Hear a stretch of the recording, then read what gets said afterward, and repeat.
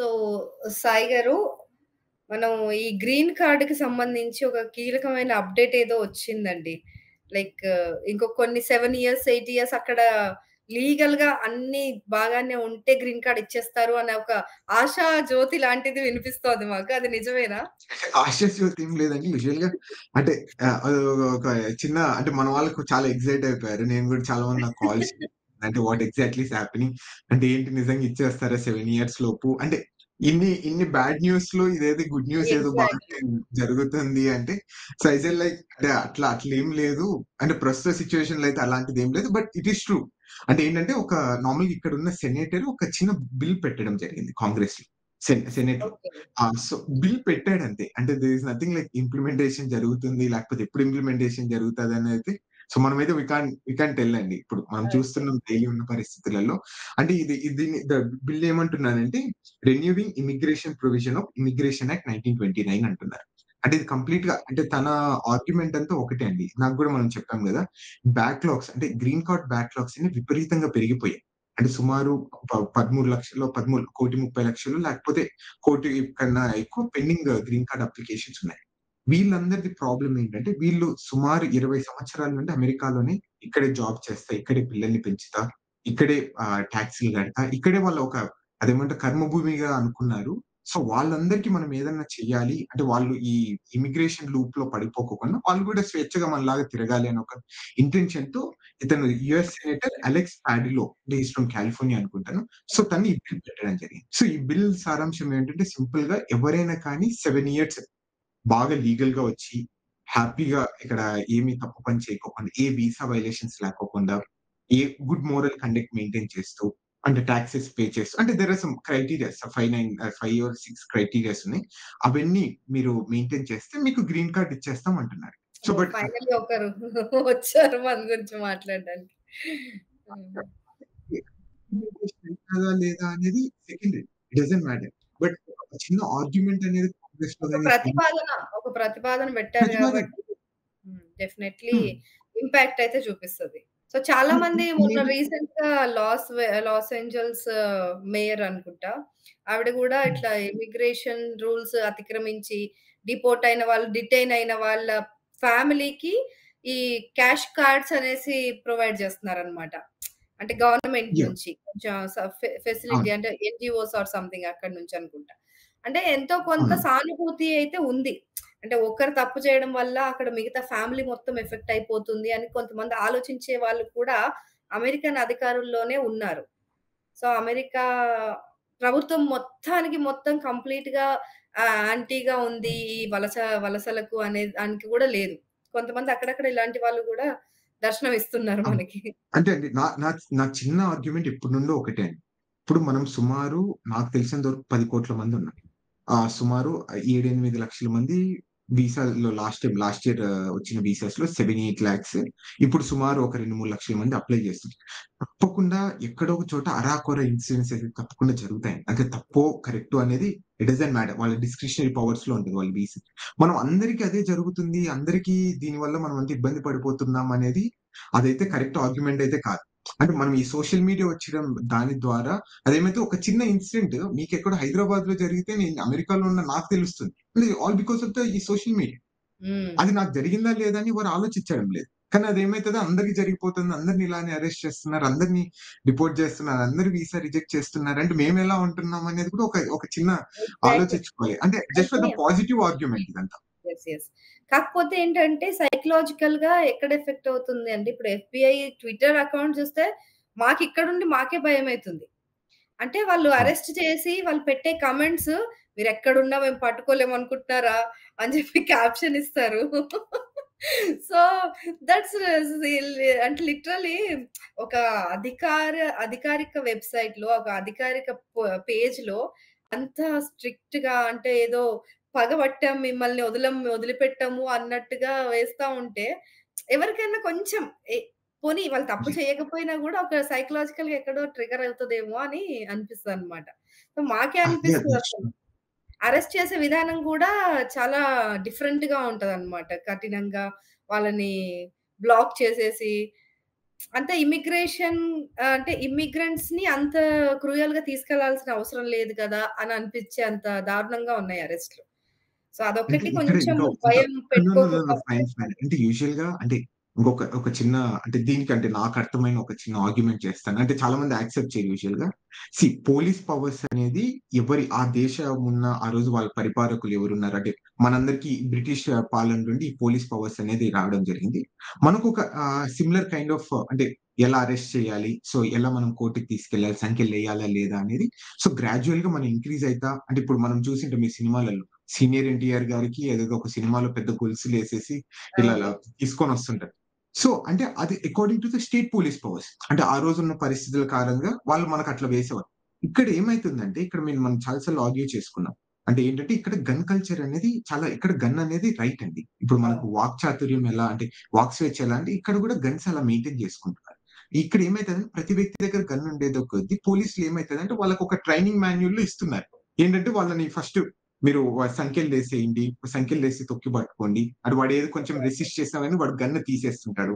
అంటే మీరిక్కడ చాలా సార్లు మనం కూడా చూసాం. అంటే నేను లాస్ట్ టైమ్ ఒక వీడియోలో గూడా ఎప్పుడైనా మనం డ్రైవింగ్ చేస్తే ఎవరైనా పోలీస్ వాళ్ళు స్టాప్ చేస్తే మనం ఎప్పుడు మన చేతులు ఎప్పుడు స్టీరింగ్ మీదే ఉండాలి. ఎందుకంటే మనం ఇలా తీసామనుకో వాడేమనుకుంటాడంటే గన్ ఉందనుకుంటాడు మన దగ్గర. ఓకే. వాడిని నువ్వు అటాక్ చేస్తున్నావేమో అనుకోని వాడు నీ గన్ తీసుకొని కాల్చేస్తాడు మనని. సో, అది. అందుకు చాలా కేర్‌ఫుల్‌గా ఉండాలి. అందుకు రీసెంట్‌గా ఇక్కడ ఒక ఇక్కడ మ్యూజిషియన్ అనుకుంటా. ఒక స్టూడెంట్ అండ్ చర్చ్‌లో మ్యూజిక్ ప్లే చేస్తారంట. ఆయన బ్లాక్ అంటే రేసిజంని వల్లనే ఆయనను అట్లా కొట్టారు, పట్టుకున్నారు. డ్రైవింగ్ చేస్తుంటే హెడ్ లైట్స్ లేవని చెప్పి, ట్రాఫిక్ హెడ్ లైట్స్ యూజ్ చేయట్లేదని చెప్పి. సో, అక్కడ ట్రాఫిక్ అవునండి. పోలీస్ అది కొంచెం అట్లాంటివైతే అండి ఎవరికే గాని అంటే మై ఆర్గ్యుమెంట్ ఈస్ లైక్ ఎవరికే గాని ఎక్సెసివ్ ఫోర్స్ వాడి అంటే నువ్వు వాడొచ్చు. There is a particular limit. నువ్వు అందరి మీద నువ్వు వాడి అందరిని ఇలా చేస్తే మాత్రం అంటే ఎక్కడ మనకు కొంచెం సేఫ్‌గా ఉంటాం అనేది కూడా కొంచెం భయమేస్తుంది. అంటే అట్లాంటివి చూసినప్పుడు తప్పకుండా నేను కూడా చాలా భయపడుతుంటానండి. అంటే అదే అదే మనకు బయటికెళ్ళాలంటే చాలా మంది ఇళ్ళలో నుంచి రావట్లేదు. ఇలాంటి వార్తలన్నీ వింటున్నాం అసలు. అలా నిజంగా పరిస్థితి ఎలా ఉంది అనేది మీరే చెప్పాలి. కానీ అంటే అదే అండి. మీరు చెప్తున్నారు గదా! ఇక్కడ సైకలాజికల్‌గా కొంచెం ఆ ఇబ్బంది ఒకటి ఏదైనా ఇన్సిడెంట్ జరుగుతానే అది కంప్లీట్‌గా వైరల్ అయిపోవడం. సో, హ్మ్. దాని గురించి మనం మాట్లాడడం. ఇలా జేస్తున్నారు, అలా జేస్తున్నారు. మనం గూడా లాస్ట్ టైమ్ మనం ఒకటి చూసాం. ఇలినాయిస్‌లో ఒక టార్గెట్ స్టోర్‌లో ఒక అమ్మాయి మన ఇండియన్ బీ2 వీసా మీద వచ్చేసి ఒకటి దొంగతనం చేసింది అని. హ్మ్. ఆ! అవును. ఒక 2 లాస్ట్ వీకో ఎప్పుడో. అంటే అదేమైతుందంటే అదేదో నేను నిన్న గూడా ఏదో ఒక ప్రోగ్రామ్‌కెళ్తే వాళ్ళు ఒక కవిత కవి చెప్తాడంట. అంటే ఏ రోజైనా గాని నువ్వు దేశం దాటిపోతే ఆ దేశాన్ని రిప్రజెంట్ చేసేది నువ్వే అయితావు. ఏదో ఒకటి చెప్తాడు. అంటే హ్మ్. నువ్వు బయట కంట్రీలో ఏది చేసినా గాని అది gonna effect your nation identity. అంటే సేమ్ ఎగ్జాక్ట్. ఆమె అలా చేయడం వల్ల మీరు చూసుకున్న పోలీస్ ఆఫీసర్ గూడా అంటది. మీరు ఇండియాలో ఇలాంటివన్నీ చేస్తుంటారు. బిల్ కట్టకోకుండా తీసుకుంటారా? అంటే ఒక చిన్న రిమార్క్ అంటే అవును. నువ్వు అవును. ఇండియన్ రిప్రజెంట్ చేసావు. ఇట్ వాస్ కంప్లీట్‌లీ హర్టింగ్ అండి ఆ విషయంలో. సో, చాలా జాగ్రత్తగా ఉండడమే మంచిది. కాకపోతే మరీ అంత సైకలాజికల్‌గా ఎఫెక్ట్ అయిపోయి, ఏం చేయాలో తెలియని పరిస్థితుల్లో కూడా ఉండకూడదు మన వాళ్ళు. కొంచెం ధైర్యం చెప్పండి మీరే అక్కడ ఉంటున్నారు కాబట్టి. నే నే అందుకే నేనెప్పుడు చాలా పాజిటివ్ గానే మాట్లాడతాను. దేర్ ఆర్ సిట్యుయేషన్స్ లైక్ అంటే తప్పకుండా జరుగుతుంటాయి. మనం అన్ని భయపడడానికి అంత అవసరం లేదు. మనం లీగల్‌గా వచ్చాము. మనం లీగల్‌గా ఎంజాయ్ చేస్తున్నాం. అండ్ లీగల్‌గా మనం ఆ డ్రీమ్స్ కోసం వచ్చాం. అంటే నేను నేను మొన్న ఇంకొకటి గూడా ఇట్స్ లైక్ అంటే నేను నిన్ననే అనుకుంటా ఒక వ్యక్తితో ఇట్లా ఆర్గ్యూ చేస్తున్నా. అంటే ఇక్కడున్న పరిస్థితులేంటి? ఆహ్, ఆహ్, అంటే కొన్ని ఇబ్బందికరంగా ఉన్నాయి స్టూడెంట్స్ కానీ, మాకు కానీ ఏది మాట్లాడాలన్నా ఏదైనా ఇబ్బంది పెడుతున్నారు. అంటే ఇబ్బంది పడిపోతామేమో అని భయమేస్తుంది. రోజు రోజు క్షణంగా ఇబ్బంది పడుతున్నామంటే తను ఒకటే అంటున్నాడు. He is a citizen here అంటే ఇండియా నుండి వచ్చాడు. తను ఆ మాట అన్నాడు. "నేను ఈ కర్మభూమిగా అనుకున్నాను. సో, నేను ఈ భూమిని నమ్ముకున్నప్పటి నుండి నన్ను ఏ రోజే గాని ఈ నేల నాకు అన్యాయం చేయలేదు. తప్పకుండా నాకు నేను కలను గాని అది నిర్వీర్యం అయిపోయింది. సో, తప్పకుండా మీకు కూడా అన్యాయం చేయదని" చెప్పడం జరిగింది. అంటే ఒక పాజిటివ్ కోట్. పాజిటివ్ అదే. అంటే అది ఆ! చిన్న మనం ఒక మంచిగా ఏది చేసినా కానీ we don't need to worry. మనకు తప్పకుండా న్యాయ దేవత గాని, ఇక్కడున్న న్యాయ దేవత గాని తప్పకుండా కాపాడుతదని నేను అనుకుంటాను. రైట్. అంటే మనం గూడా అండ్ చట్టబద్ధంగా, న్యాయంగా ఉంటే ఎవరు ఏం చేయలేరు అనేది మాత్రం నథింగ్ గుర్తుపెట్టుకోవాలి. వన్ మోర్ లైక్ ఈ గ్రీన్ కార్డ్ గురించి I really wanted to make like అంటే నేను అబ్జర్వ్ చేసిన ఒక చిన్న ఆర్గ్యుమెంట్ అంటే ఇది పాస్ అయితాదా లేదా అనేది ఇట్ డజంట్ మ్యాటర్ అండి. సో అట్లీస్ట్ లైక్ మీరిందాకన్నట్టు ఎవరో మన గురించి ఒకరు ఆలోచిస్తున్నారు. మనకొక వాయిస్ అనేది ఉంది అనే దానికి we are so happy. And ఇంకొకటి నేను కనుక్కుండేదేంటంటే ఈ బిల్ ఆల్రెడీ 2022 సెప్టెంబర్‌లో ఆల్రెడీ ఇంట్రొడ్యూస్ చేశారు. అది ఓహ్! ముందుకెళ్ళలేదు అప్పటి నుండి. సో అచ్చచ్చ! అగైన్ ఇప్పుడు ఇంట్రొడ్యూస్ చేస్తున్నారు. దట్స్ ఎ గ్రేట్ అంటే అప్పుడు గ్రేట్ కూడా స్టైల్ సేమ్ అండి. Yeah! Whatever it may be. At least like reviving తను అదే అంటాడు. Reviving of the immigration act. అంటే ఇదేమైతదంటే ఇప్పుడున్న రూల్స్ ఇవన్నీ ఏంటంటే immigration and nationality act provisions like 1929లో ఉన్న రూల్స్ ఈ రోజు ఫాలో అయితున్నాం మనం. ఓహ్! సో అది యాహ్! ఔట్‌డేటెడ్ రూల్స్ కంప్లీట్‌గా. అండ్ ఇక్కడ ఇంకొకటి కూడా మీకు నేను చెప్పాలనుకుంటున్నాను. సో 1981-1989 ఇక్కడ ఒక ప్రెసిడెంట్ ఉండేవాడు. ఇక్కడ రొనాల్డ్ రేగన్ అని ఒక ప్రెసిడెంట్ ఉండేవాడు. 40th years president. సో తను ఒకటి అమెండ్మెంట్ తీసుకొని రావడం జరిగింది. సేమ్ ఈ రూల్‌కి. అతను ఏం చెప్పాడంటే 1972 జనవరి 1 కన్నా ముందు అమెరికాకి ఎవరు ఇల్లీగల్‌గా వచ్చినా, లీగల్‌గా వచ్చినా కానీ వాళ్ళు 1972 కన్నా ముందొస్తే వాళ్ళందరికీ గ్రీన్ కార్డ్స్ ఇచ్చేస్తామన్నారు. సో దాని ద్వారా సుమారు 3 మిలియన్ అన్‌డాక్యుమెంటెడ్ ఇమిగ్రెంట్స్‌కి గ్రీన్ కార్డ్స్ రావడం జరిగింది.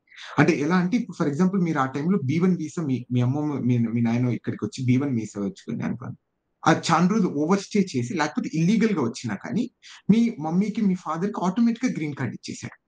It doesn't matter. నువ్వెలా వచ్చావు ఏంటి అని. సో దీని ద్వారా సుమారు 30,00,000 మంది అన్‌డాక్యుమెంటెడ్ ఇమిగ్రెంట్స్‌కి ఇక్కడ సిటిజన్స్ కానీ, గ్రీన్ కార్డ్స్ కానీ రావడం జరిగింది. ఆ టైంలో అతను చేసిన రొనాల్డ్ రేగర్ ఈ ప్రెసిడెన్షియల్ ఎలక్షన్స్ ఆర్గ్యుమెంట్‌లో చేసిన ఒక చిన్న కోట్ ఏంటంటే, సీ వాళ్ళు తప్పు చేశారో, ఒప్పు చేశారో అంతా సెకండరీ. వాళ్ళు సుమారు అంటే ఇక్కడికొచ్చేసి 20, 30 సంవత్సరాలు ఇదే నా దేశము. అంటే నేను దీన్ని మళ్ళా గ్రేట్ చేయాలి. ఇక్కడ నేను టాక్స్ కట్టాలి. ఇక్కడ నా పిల్లల్ని పెంచాలి అనుకున్నారు. వాళ్ళని ఈరోజు మనం అందరం గెంటేయడం కరెక్ట్ కాదు.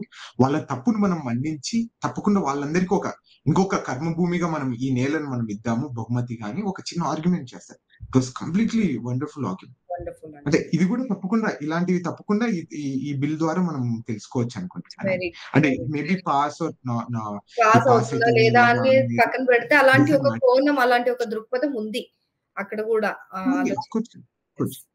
యాహ్! ఈవెన్ లైక్ అంటే you will be shocked like మనం లాస్ట్ టైమ్ కూడా ట్రంప్ కూడా చాలా సార్లు ఆర్గ్యూ చేసాడు. ఒక్కసారి ఇక్కడ F1 మీదొస్తే వాళ్ళందరికీ గ్రీన్ కార్డ్స్ ఇచ్చేయాలి. వాళ్ళకెందుకు ఇన్ని బ్యాక్‌లాగ్స్ ఉంటున్నాయని. యాహ్! అన్నారు. బట్ ఒకసారి స్టిల్ మళ్ళీ డిఫరెంట్ వేలో ఎళ్తున్నారేమో అనిపిస్తుంది.